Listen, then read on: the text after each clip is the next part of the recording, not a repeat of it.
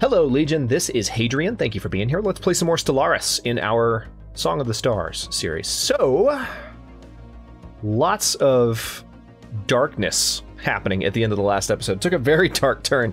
We succeeded in colonizing, or rather, converting this alien world, Furtist, to our control, and then we immediately enslaved the entire population. Now, one of the advantages that was pointed out in a comment, and it's very, very true, of this situation is that we now have access to the colonization of other worlds. So I could build, for instance, a spaceport on Baham and build colony ships there that I can use to colonize some of the other worlds, like Savannah worlds. This is a 24-slot Savannah world. This is a 20-slot Arid world. We have there are just more options for the colonization of worlds that are now available to me. So we've also built an observation post here. So one thing I want to do right away, hang on, let's have a look. We don't quite have enough money to build stations en masse, but we can start building them individually. We can build that one. Let's unpause things. So yeah, because we enslaved that race, and we've started off with a very dark turn, we're setting ourselves up as galactic overlords by enslaving the first race that we encountered. Special project. Oh, interesting. Okay. The Void Clouds are, as far as coral researchers can tell, among the oldest entities in the universe. They seem to have originated just a scant few billion years after matter as we know it, there we go, as we first appeared. They're tremendous forces of the young cosmos making something out of nothing. They would have been stars once, but we're not. Explaining their apparent animal intelligence is more difficult, but the answer might lie in the abnormally strong electromagnetic fields that keep them together, another product of their primordial beginnings. It is not inconceivable that, given enough time, the circulation of strange stardust and gravitic fields aligned in a flexible approximation of neural pathways. I read that completely wrong. Given enough time, the circulation of its strange stardust and gravitic fields aligned in a flexible approximation of neural pathways. There you go. Moreover, the clouds seem to be receiving impulses from one another, if not outright communicating. Light years apart, quantum entanglement is suspected to play a role in this phenomenon. They will not stand in our way. So we got some physics research from that. That's really cool. I really love the Stellaris backstory stuff that continuously pops up. Also looks like we have just gained some more research while we were reading that, so or not research, but minerals, so let's queue up another mining station.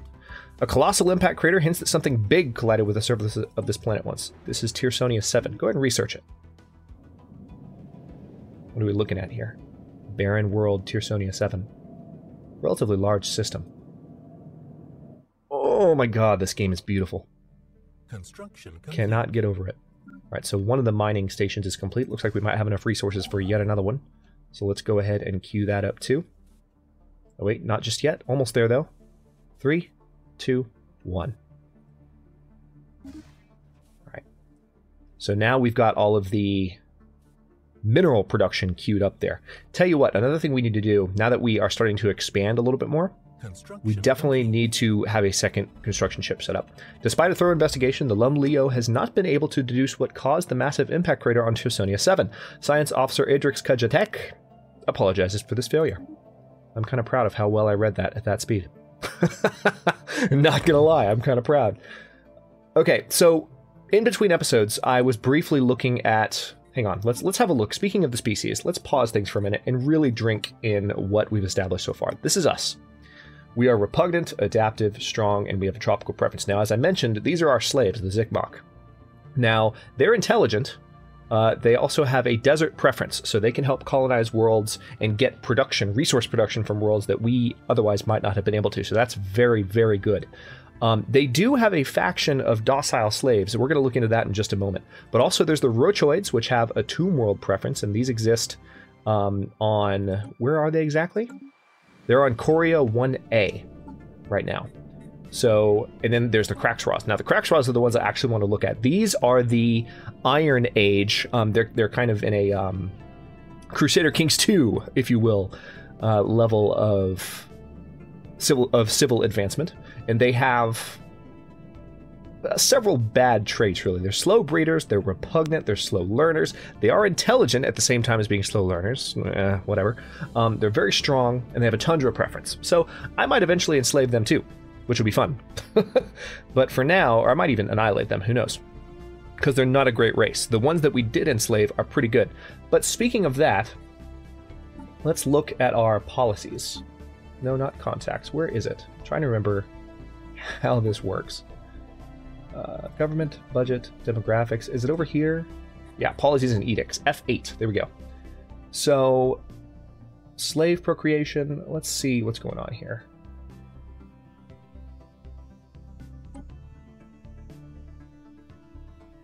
Okay, so regulated slavery would reduce the efficiency of slaves. But it would satisfy this docile slave faction. So for now, I'm going to try and milk it for all it's worth, and I'm not going to worry about anything with regard to... Hang on, what's going on here? I need to build a new construction ship. Or I can't just yet. But I'm not going to worry about anything with regard to caving to this faction's demands, because they want, as I mentioned at the end of the last episode, they want to have regulations on things, which is fine.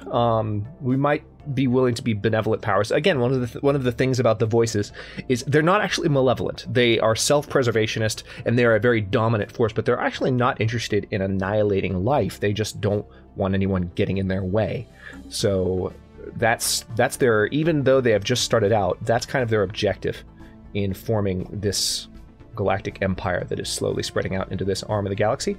We haven't encountered any other races yet aside from that one, because again, this is we're a young superpower in an era where there's not that many other forces. Somewhere over here there is a non-advanced AI somewhere else in the universe, but it could be very far away, especially since we turned off clustered starts. Could be a ways away from us. So actually now it's time to go ahead and build that second construction ship. Let's go ahead and queue that up. Also, how many? I've got 7 corvettes right now. Let's go ahead and queue up another one. We're definitely starting to see more income, finally, in both dimensions, minerals and energy credits, which is nice. I'm enjoying that a lot. How are we doing on research? 14 months on that one. Oh, only 4 months until we have Spaceport Level 3. We'll be able to build destroyers. That'll be nice. New construction ship is ready. Let's come over here.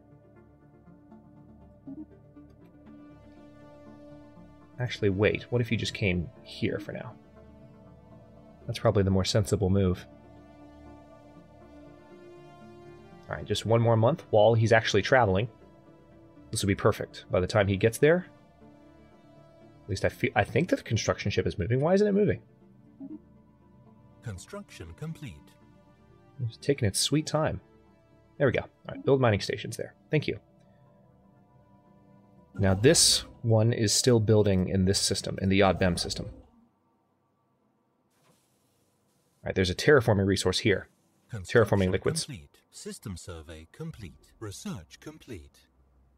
Research complete. Let's see. All right, so we got the destroyer tech. Let's see what else we can build. Ooh, we could build robots.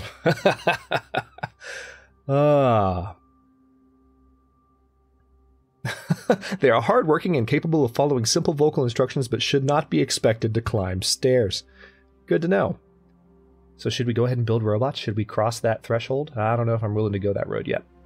Let's go ahead and research defense platforms. Because again, self-preservation, right? We're thinking in terms of what could possibly go wrong and trying to prevent that if at all possible. All right, let's get in orbit of Yod-Bem 5 because this is also going to be a useful planet to have locked down. It's going to give us terraforming liquids as well as 3 more energy in just a few seconds, actually. There it goes. All right, there's that. And our... Ooh, we need to upgrade this fleet too. Let's see how things are going on Nulzaroth. Alright, go ahead and upgrade. Alright, that's happening, and... I do need to colonize some extra ships as well, so we need to start saving up for another colony ship.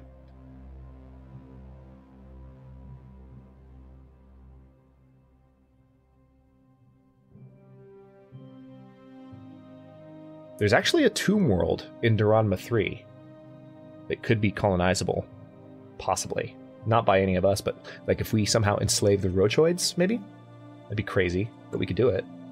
Ships upgraded. Construction complete. Okay, nice. We got a nice jump to our ship power there.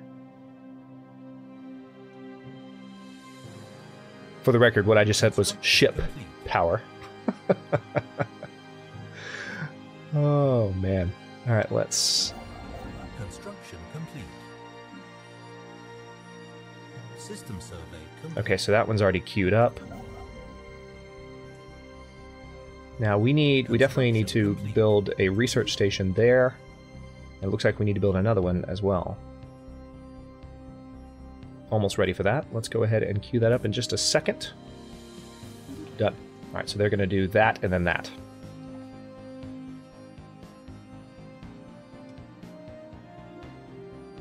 Pretty soon, I would also like to go ahead and focus on building up my fleet so that I can take out these guys that are giving me a hard time. So our science ships, oh wow. Okay, we found some potentially habitable worlds out here. That's very good. We needed to find something like that. We have tried everything in order to find out how the ceramic pot ended up in a stellar orbit. Maybe we're crazy, maybe it does not even exist. Guess what? We tried calculating around those facts as well. We are done. There is nothing more we can do here. The only plus side to this is that we had tons of time to spend on philosophical and economical questions when we could not stomach to keep investigating that damn thing. Why? Why?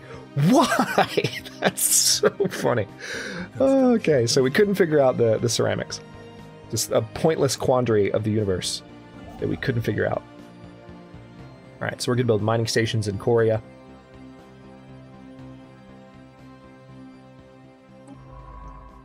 Okay, now this ship is investigating this system. Let's go ahead and queue up some additional orders because it looks like they're almost done.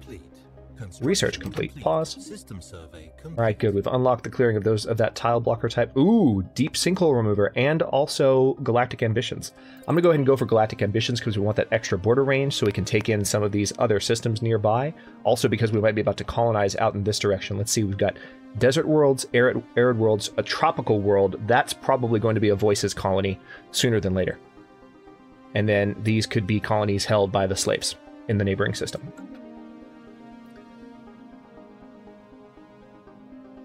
This is actually getting really cool. I like the fact that enslaving that population has improved our chances. As far as just where we're going to be able to colonize and what we're going to be able to accomplish earlier in the game. It's really, really cool. All right, so there's definitely a desert world that's habitable. Research complete. Yeah, you can see that it's habitable by the Zikmok. Research complete. What do we got? Physics Lab 1 is done. Let's pause for a second. Consider our next options. Databank uplinks. So assist research would be faster if we did this. Yeah, that's a pretty fast research project. Let's go ahead and set that one up, please. Love this soundtrack. Have I said that in this series already? Yes, I have, and I will say it again. Good lord. Let's go ahead and go for the... No. Actually, no, let's not. We have detected the presence of a primitive alien civilization on Hitch in the Bosanox system. They have entered the early steam age, and there is clear evidence that they're beginning to make use of both vehicles and early factories powered by steam engines. We should consider building an observation post above their world to study them more closely. Where are you? Pause. Oh, these are humanoid aliens. Oh, cool. Oh, so cool. All right, so they're here in the Bosanox system. Not the habitable world in the system. There's a desert world that's habitable by the Zikmok, and then nearby there's an arid world that the Zikmok could potentially, eventually, inhabit. Oh, but that's so cool there. There's some of the new humanoid packs that came with the Leviathan. Oh, no, the humanoid pack was free. The cute pack was the one that came with the Leviathan's expansion pack. Oh, I love that they added humanoid aliens. That just looks really cool. All right, so we're going to have to build an observation post there, like, no question. No question. Speaking of that, let's go ahead and build another. The survey of Fangnar 3 has revealed that certain regions of the planet are home to a primitive alien proto-civilization. Our probes show that their Neolithic culture has mastered fire and developed a rudimentary spoken language, but we have yet to see any evidence of metallurgy or written communication. Interesting. Where are you? That's in Fangnar, which is where? So it's right here. And that's actually the only habitable world we've detected in Fangnar. There could be other ones, but right now that appears to be the only one. It's an arid world that could potentially be inhabited by our slaves. So... Oh, you know what? We've got Eulasia Prime here. Let's go ahead and rename...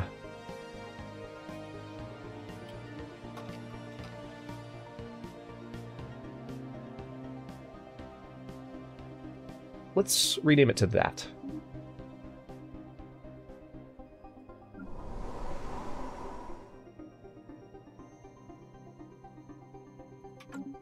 Just trying to think again in terms of, you know, the way that the voices language would work. So let's... I appreciate the person who suggested that, you know, we should be naming more planets. System survey That was a useful suggestion. There is significant scarring on the surface of this world in a pattern that cannot be natural. From orbit, the massive rifts almost look like writing. Research. Now, what was I going to do? That's right, colony ship.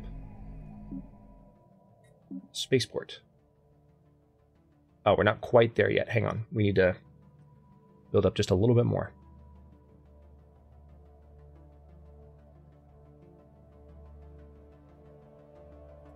There we go. Another new soundtrack piece. I love it already. Notice we no longer have an energy problem whatsoever.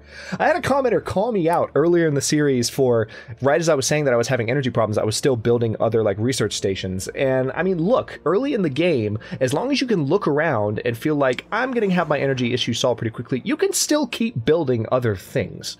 For the record, the commenter didn't rudely call me out. He was just kind of messing around. But for the record, you can keep going. You don't have to stop just because you're like, oh my god, I don't have energy.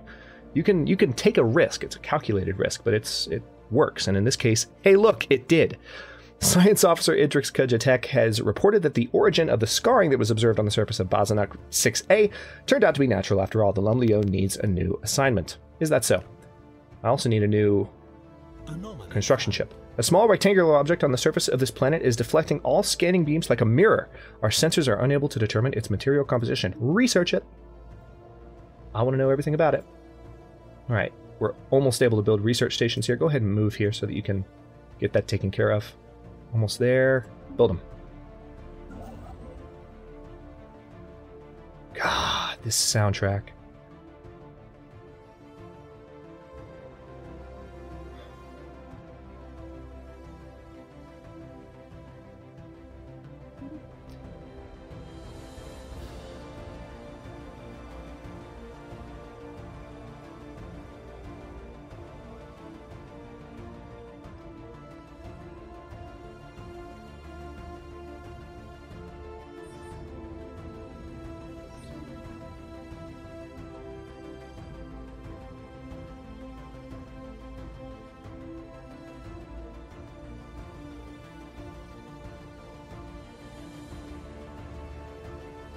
Situation log updated.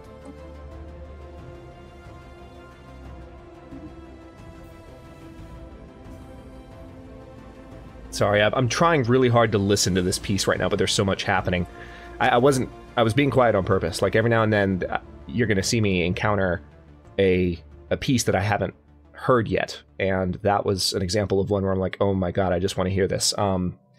Stellaris' soundtrack is incredibly powerful, and I'm a huge music person.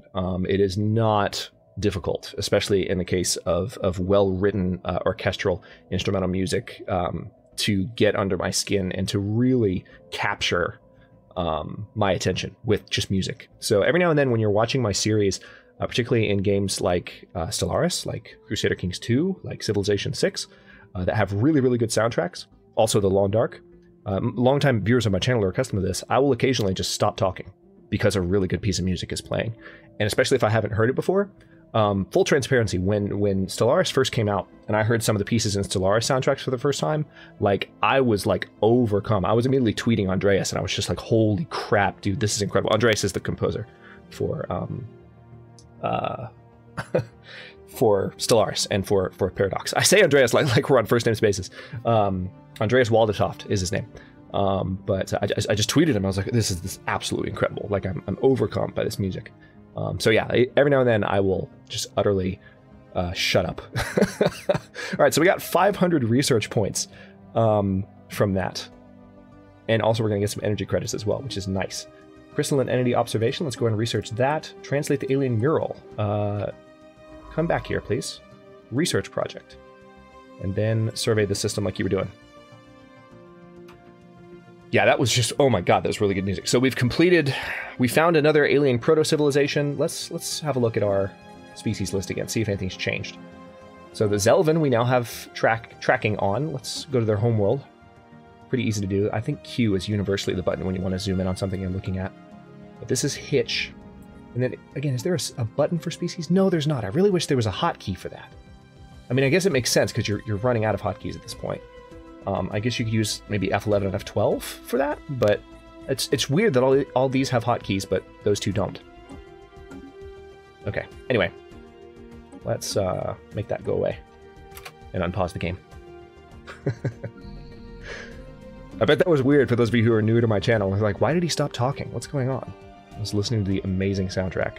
And hopefully you were too. Not everyone's going to appreciate music in the same way. I completely understand that. But I do. So every now and then, if music is playing and I stop talking, you are very, very safe to assume that I am listening to the music and trying to allow you to do the same. It's kind of important to some of us. I also kind of like, I get this I get this mental image of someone just like yelling at me like, oh my god, dude, shut up, let me hear this. Especially when the music's really good. Like, why should I be talking? Like, there's a point where, like, no matter what I'm contributing, no matter the quality of the commentary, the music at certain moments is better. Especially if we've never heard it before, if it's new. So that's just the way it is. Hope you don't mind. All right, let's go ahead and close the rally points dialogue there. Don't really need that. Special project complete. Okay, so the crystalline entities are unbreakable. The crystalline entities, the name itself, a compromise between rival factions of xenobiologists and xenogeologists on Nalzaroth, are probably alive. An earlier and perhaps more descriptive name for them was silicate animate matter, as they have little in common with biological life. They are solitary beings, each individual crystal sovereign, rarely seen with more than a sentinel and a smaller cohort entity. Aside from the cohort and sentinel clearly being subservient to the sovereign of a group, the subtle nuances of the crystalline entities' socio-hierarchical relationships are lost on us. The entities do not seem to mate, and we have yet to observe any crystals that are recognizably older or younger than others. Contrary to an early hypothesis, the shifts in hue between individual crystalline entities seem to be related not to their age, but to their latent internal charge, which can be violently unleashed, and it appears as though, there's a typo there, sporadic fluctuations in this change alter the refractive properties of the crystal. Find some practical use for this information, please. Go ahead and do the spaceport upgrade. Construction complete. The Viva Mayara has been completed, and we are going to colonize where?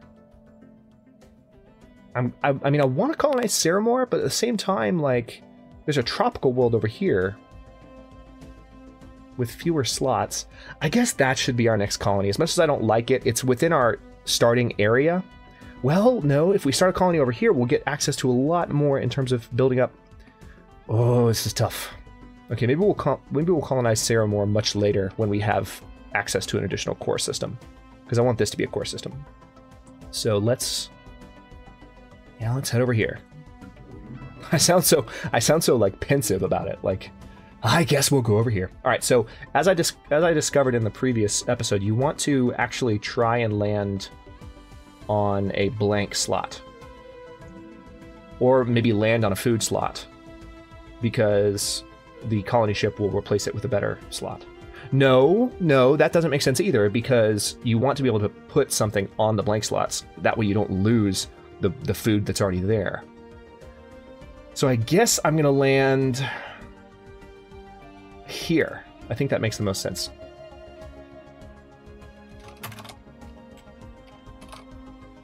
Alright, this is Nalgaronth.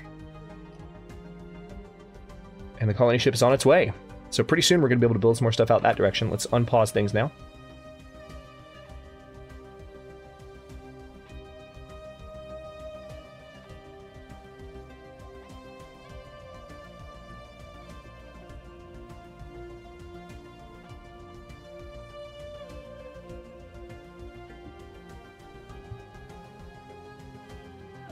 Special project complete. Interesting. So this is the mural project that came up while we were listening to the music. Science officer Cytophane Kalumix has managed to partially translate the alien mural discovered on Fengnar 8. The text contains a staggering amount of data, and the mural evidently serves as some sort of low-tech library. Actually, I feel like we've gotten this event already. So this is yet another system that's going to have a planet that's really good for research on it. So let's go ahead and just accept that. We've already read through that. Yep, the Fengnar system Oh, wow. Oh, no, not another. Okay, so here's another world we might have to explode. And this is in the Uralian system. This is very near our new colony. Well, oh, no. We have detected the presence of an alien civilization on Kasalosh in the Uralian system. They appear to be in the early space age. All right. Well, crap. So what we're going to do is we need to get a construction ship out there as soon as possible. Oh, man. This is probably going to continue to happen to a certain extent. It's just, this is the second time it's happened relatively close to a system that we, well, want. All right, let's keep looking here.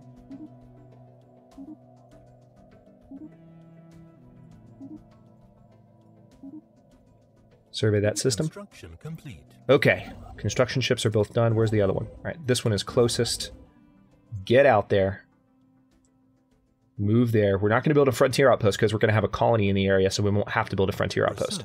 But anyway, so defense platform is done. Let's pause and go to new research. Ooh, afterburners. I kind of want that Teldar crystal mining, to tell you the truth. But we've hit the 26-minute mark here, so I will go ahead and cut this episode here. And in the next one, we're once again going to work on enslaving this planet's poor population. Hang on, let's have a look. Aw, they're adorable. They're the little cute starfish aliens, and we have to enslave them. Let's look at species and see what's going on here. No! I feel terrible already. But they have a tundra preference, which could also be good from a colonization standpoint. So, and they are agrarian, so they produce additional food, which would help if I have the regulated slavery set up. Because, oh, it looks like that faction is actually gaining support. So I'm probably going to have to set that up. But they would still produce good amounts of food despite the penalty from that because they're agrarian. I'm going to enslave the cute little starfish. I feel terrible. But it's going to happen because nothing's going to stand in our way. And they happen to have a homeworld right next to the system we want to colonize, which is just, this is just how it's going to be. Thanks very much for watching. If you enjoyed the episode, don't forget to like the video and subscribe to follow along if you're not subbed already. I upload new episodes in, what are we playing? Song of the Stars at 6 p.m. every day. Every single day. At 6. Eastern Daylight Time. Which is GMT -4 for those of you not in the States. Forgot my wording for a second. And comments are always welcome. Let me know what you think, and I'll see you next episode.